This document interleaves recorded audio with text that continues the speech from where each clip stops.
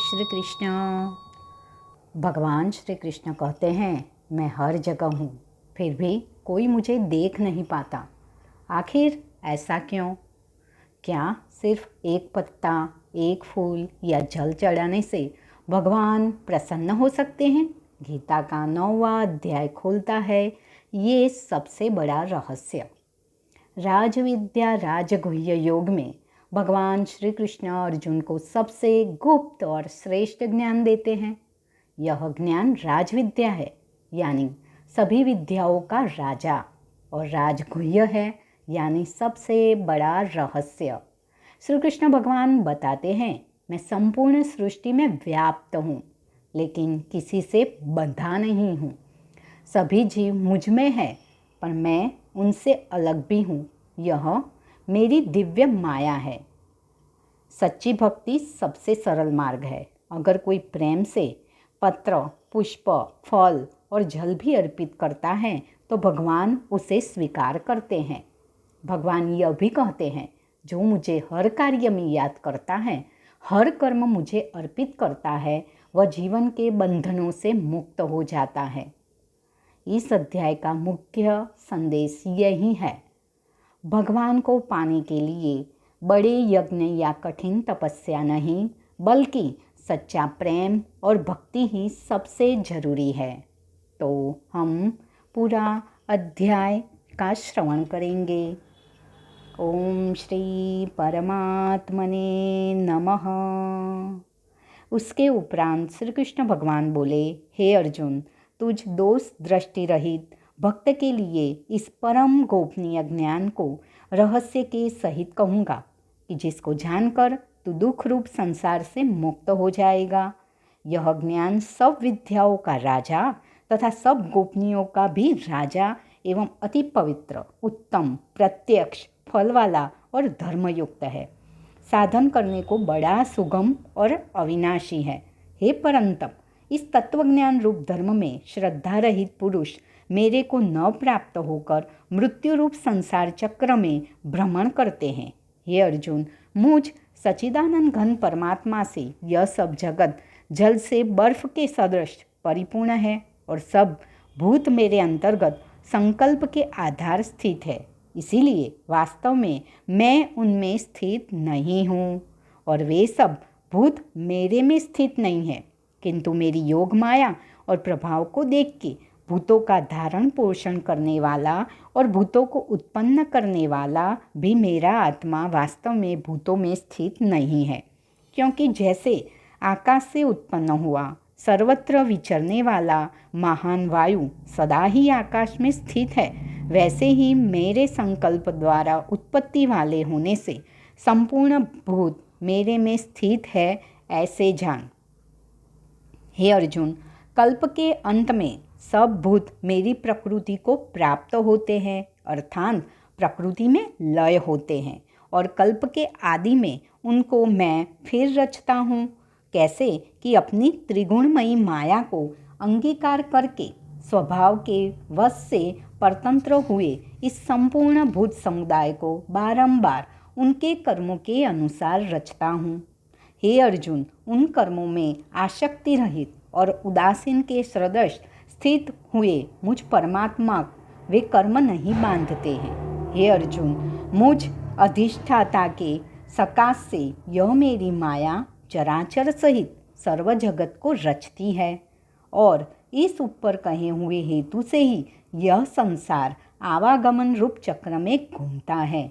ऐसा होने पर भी संपूर्ण भूतों के महान ईश्वर रूप मेरे परम भाव को न जानने वाले मूढ़ लोग मनुष्य का शरीर धारण करने वाले मुझ परमात्मा को तुच्छ समझते हैं, अर्थात अपनी योग माया से संसार के उद्धार के लिए मनुष्य रूप में विचरते हुए को साधारण मनुष्य मानते हैं, जो कि वृथा आशा, वृथा कर्म और वृथा ज्ञान वाले अज्ञानी जन राक्षसों के और असुरों के जैसे मोहित करने वाले तामसी स्वभाव को ही धारण किए हुए हैं। परंतु हे कुंती पुत्र, दैवी प्रकृति के आश्रित हुए जो महात्मा जन हैं, वे तो मेरे को सब भूतों का सनातन कारण और नाश रहित अक्षर स्वरूप जानकर अनन्य मन से युक्त हुए निरंतर भजते हैं। वे दृढ़ निश्चय वाले भक्तजन निरंतर मेरे नाम और गुणों का कीर्तन करते हुए तथा मेरी प्राप्ति के लिए यत्न करते हुए और मेरे को बारंबार प्रणाम करते हुए सदा मेरे ध्यान में युक्त हुए अनन्य भक्ति से मुझे उपासते हैं। उनमें कोई तो मुझ विराट स्वरूप परमात्मा को ज्ञान यज्ञ के द्वारा पूजन करते हुए एकत्व भाव से अर्थात जो कुछ है सब वासुदेव ही है इस भाव से उपासते हैं, और दूसरे पृथक भाव से अर्थात स्वामी सेवक भाव से और कोई कोई बहुत प्रकार से भी उपासते हैं। क्योंकि क्रतु अर्थात श्रोत कर्म मैं ही हूँ, और यज्ञ अर्थात पंच महायज्ञादिक स्मार्त कर्म मैं हूँ, स्वधा अर्थात पितरों के निमित्त दिए जाने वाला अन्न मैं हूँ, औषधि अर्थात सब वनस्पतियाँ मैं हूँ, एवं मंत्र मैं हूँ, घृत मैं हूँ, अग्नि मैं हूँ और हवन रूप क्रिया भी मैं ही हूँ। हे अर्जुन, मैं ही इस संपूर्ण जगत का धाता अर्थात धारण पोषण करने वाला एवं कर्मों के फल को देने वाला तथा पिता माता और पितामह हूँ, और जानने योग्य पवित्र ओमकार तथा ऋग्वेद सामवेद और यजुर्वेद भी मैं ही हूँ। हे अर्जुन, प्राप्त होने योग्य तथा भरण पोषण करने वाला, सबका स्वामी, शुभाशुभ देखने वाला, सबका वासस्थान और शरण लेने योग्य तथा प्रति उपकार न चाहकर हित करने वाला और उत्पत्ति प्रलय रूप तथा सबका आधार निधान और अविनाशी कारण भी मैं ही हूँ। मैं ही सूर्य रूप हुआ तपता हूँ तथा वर्षा को आकर्षण करता हूँ और वर्षाता हूँ। और हे अर्जुन, मैं ही अमृत और मृत्यु एवं सत और असत भी सब कुछ मैं ही हूँ। परंतु जो तीनों वेदों में विधान किए हुए सकाम कर्मों को करने वाले और सोमरस को पीने वाले एवं पापों से पवित्र हुए पुरुषों मेरे को यज्ञों के द्वारा पूजकर स्वर्ग की प्राप्ति को चाहते हैं, वे पुरुष अपने पुण्यों के फलरूप इंद्रलोक को प्राप्त होकर स्वर्ग में दिव्य देवताओं के भोगों को भोगते हैं। वे उस विशाल स्वर्गलोक को भोगकर पुण्य क्षीण होने पर मृत्युलोक को प्राप्त होते हैं। इस प्रकार स्वर्ग के साधन रूप तीनों वेदों में कहे हुए सकाम कर्म के शरण हुए और भोगों की कामना वाले पुरुष बारंबार जाने आने को प्राप्त होते हैं, अर्थात पुण्य के प्रभाव से स्वर्ग में जाते हैं और पुण्य क्षीण होने से मृत्युलोक में आते हैं। जो अनन्य भाव से मेरे में स्थित हुए भक्तजन मुझ परमेश्वर को निरंतर चिंतन करते हुए निष्काम भाव से भजते हैं, उन नित्य एक ही भाव से मेरे में स्थिति वाले पुरुषों का योग क्षेम मैं स्वयं प्राप्त कर देता हूँ। हे अर्जुन, यद्यपि श्रद्धा से युक्त हुए जो सकामी भक्त दूसरे देवताओं को पूजते हैं, वे भी मेरे को ही पूजते हैं, किंतु उनका वह पूजना अविधिपूर्वक है अर्थात अज्ञानपूर्वक है, क्योंकि संपूर्ण यज्ञों का भोक्ता और स्वामी भी मैं ही हूँ। परंतु वे मुझ अधियज्ञ स्वरूप परमेश्वर को तत्व से नहीं जानते हैं, इसी से गिरते हैं अर्थात पुनर्जन्म को प्राप्त होते हैं। कारण यह नियम है कि देवताओं को पूजने वाले देवताओं को प्राप्त होते हैं, पितरों को पूजने वाले पितरों को प्राप्त होते हैं, भूतों को पूजने वाले भूतों को प्राप्त होते हैं और मेरे भक्त मेरे को ही प्राप्त होते हैं। इसीलिए मेरे भक्तों का पुनर्जन्म नहीं होता। हे अर्जुन, मेरे पूजन में यह सुगमता भी है कि पत्र पुष्प फल जल इत्यादि जो कोई भक्त मेरे लिए प्रेम से अर्पण करता है, उस शुद्ध बुद्धि निष्काम प्रेमी भक्त का प्रेम पूर्वक अर्पण किया हुआ वह पत्र पुष्पादि मैं सगुण रूप से प्रकट होकर प्रीति सहित खाता हूँ। इसीलिए हे अर्जुन, तू जो कुछ कर्म करता है, जो कुछ खाता है, जो कुछ हवन करता है, जो कुछ दान देता है, जो कुछ स्वधर्माचरण रूप तप करता है, वह सब मेरे अर्पण कर। इस प्रकार कर्मों को मेरे अर्पण करने रूप संन्यास योग से युक्त हुए मन वाला तो शुभाशुभ फल रूप कर्म बंधन से मुक्त हो जाएगा और उनसे मुक्त हुआ मेरे को ही प्राप्त होवेगा। यद्यपि मैं सब भूतों में संभाव से व्यापक हूँ, न कोई मेरा अप्रिय है और न प्रिय है, परंतु जो भक्त मेरे को प्रेम से भजते हैं वे मेरे में और मैं भी उनमें प्रत्यक्ष प्रकट हूँ।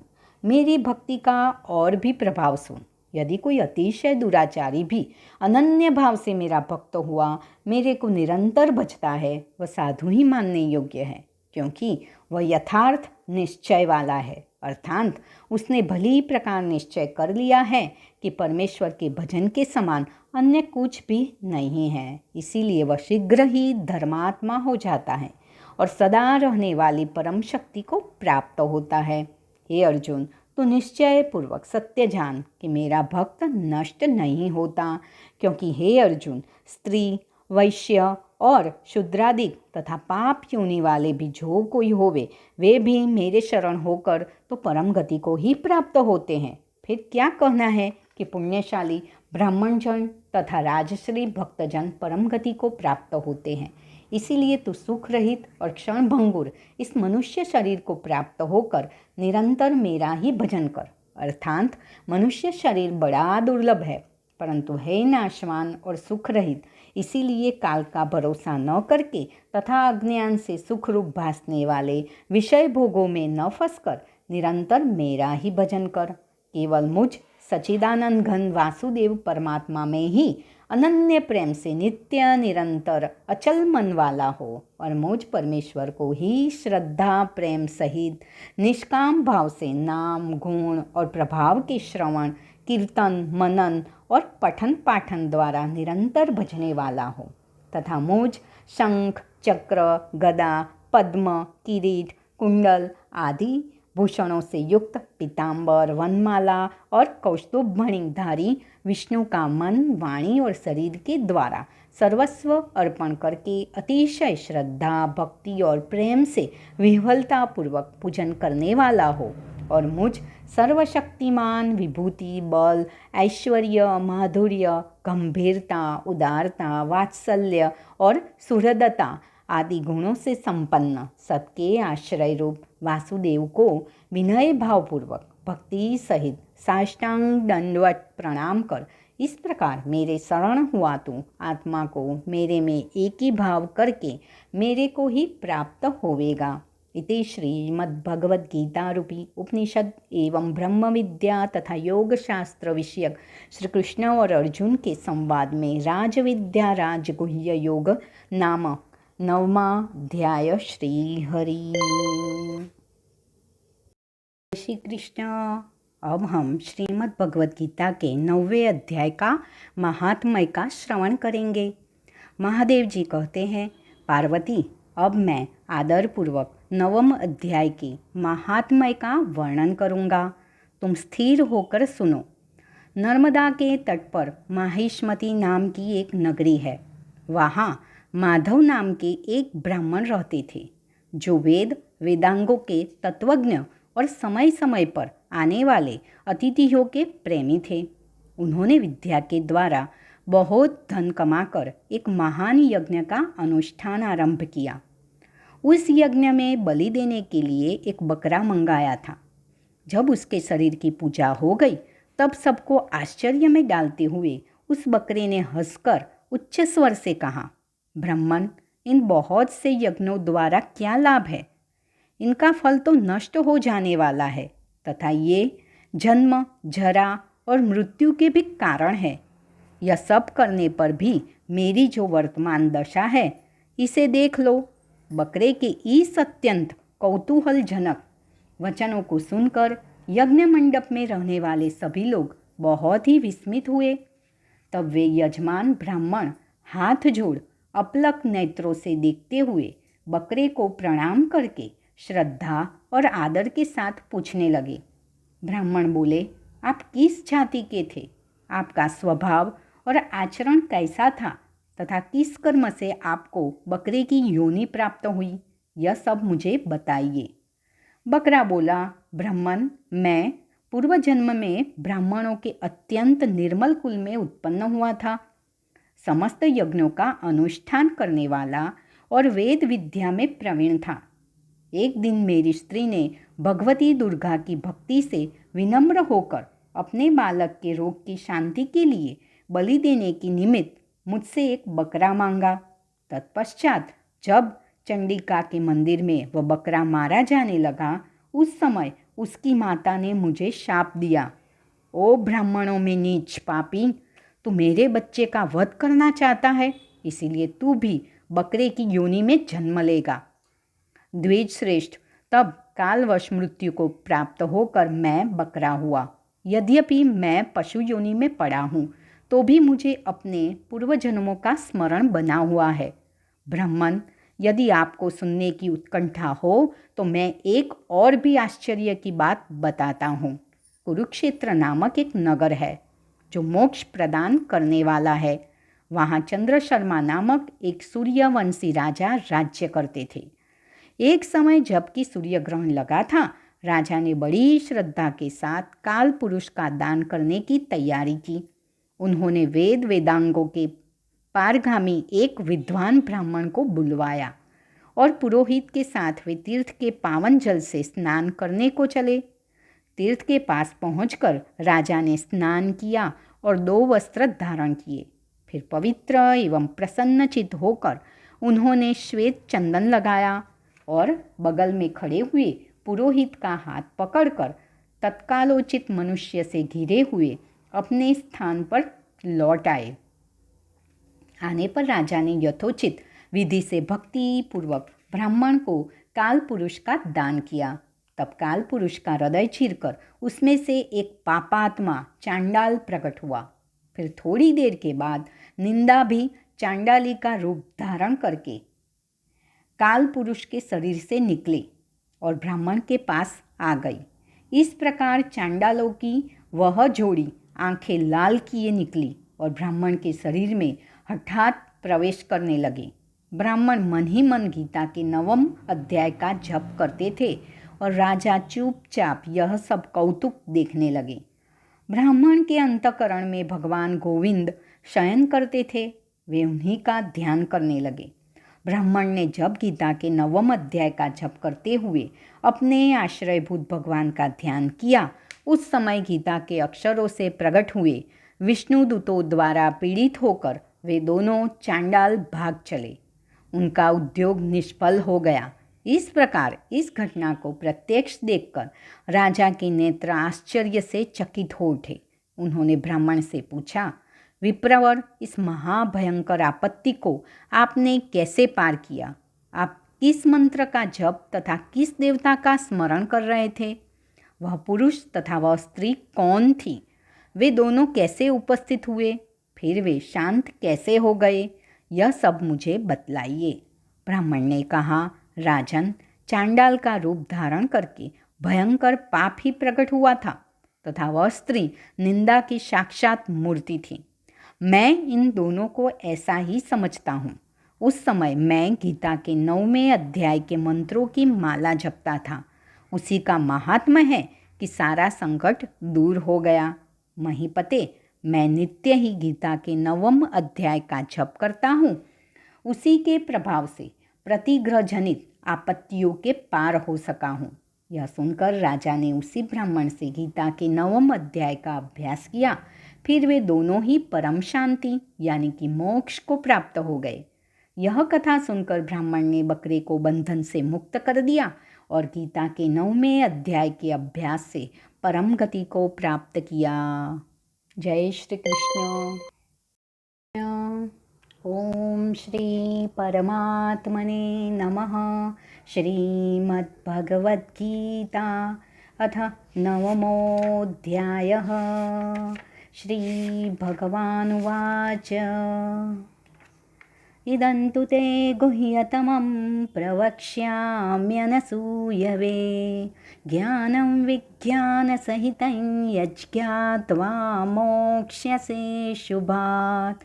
राजविद्या राजगुह्यं पवित्रमिदमुत्तमं प्रत्यक्षावगमं धर्म्यं सुसुखं कर्तुमव्ययम् अश्रद्दधाना पुरुषा धर्मस्यास्य परन्तप अप्राप्यमान्निवर्तन्ते मृत्युसंसारवर्त्मनि मया ततमिदं सर्वं जगदव्यक्तमूर्तिना मत्स्थानि सर्वभूतानि न चाहन्तेष्वस्थितः न च मत्स्थानि भूतानि पश्य मे योगमैश्वरं भूतभृन्न च भूतस्थो ममात्मा भूतभावनः यथाकाशस्थितो नित्यं वायुः सर्वत्र गो महान् तथा सर्वाणि भूतानि मत्स्थानीत्युपधारय सर्वभूतानि कौन्तेय प्रकृतिं यान्ति मामिकां कल्पक्षये पुनस्तानि कल्पादौ विसृजाम्यहं प्रकृतिं स्वामवष्टभ्य विसृजामि पुनः पुनः भूतग्राममिमं कृत्स्नम् अवशं प्रकृतेर्वशात् न च मान्तानि कर्माणि निबध्नन्ति धनञ्जय उदासीनवदासीनम् असक्तं तेषु कर्मसु मयाध्यक्षेण प्रकृतिः सूयते सचराचरं हेतुनानेन कौन्तेय जगद्विपरिवर्तते अवजानन्ति मां मूढा मानुषें तनुमाश्रितं परं भावमजानन्तो मम भूतमहेश्वरं मोघाशामोघकर्माणो मोघज्ञानाविचेतसः राक्षसीमासुरीं चैव प्रकृतिं मोहिनीं श्रिताः महात्मानस्तु मां पार्थ दैवीं प्रकृतिमाश्रिताः भजन्त्यनन्यमनसो ज्ञात्वा भूतादिमव्ययं सततं कीर्तयन्तो मां यतन्तश्च दृढव्रताः नमस्यन्तश्च मां भक्त्या नित्ययुक्ता उपासते ज्ञानयज्ञेन चाप्यन्ये यजन्तो मामुपासते एकत्वेन पृथक्त्वेन बहुधा विश्वतो मुखम् अहं क्रतुरहं यज्ञस्वधाहमहमौषधं मन्त्रोऽहमहमेवाज्यम् अहमग्निरहं हुतं पिताहमस्य जगतो माता धाता पितामहः वेद्यं पवित्रमोङ्कार ऋक्साम यजुरेव च गतिर्भर्ता प्रभुः साक्षी निवासः शरणं सुहृत् प्रभवः प्रलयस्थानं निधानं बीजमव्ययं तपाम्यहमहं वर्षं निगृह्णाम्युत्सृजामि च अमृतं चैव मृत्युश्च सदसच्चाहमर्जुन त्रैविद्या मां सोमपाः पूतपापा यज्ञैरिष्ट्वा स्वर्गतिं प्रार्थयन्ते ते पुण्यमासाद्य सुरेन्द्रलोकम् अश्नन्ति दिव्यान् दिवि देवभोगान् ते तं भुक्त्वा स्वर्गलोकं विशालं क्षीणे पुण्ये मर्त्यलोकं विशन्ति एवं त्रयी धर्ममनुप्रपन्ना गतागतं कामकामा लभन्ते अनन्याश्चिन्तयन्तो मां ये जनाः पर्युपासते तेषां नित्याभियुक्तानां योगक्षेमं वहाम्यहं येऽप्यन्यदेवता भक्ता यजन्ते श्रद्धयान्विताः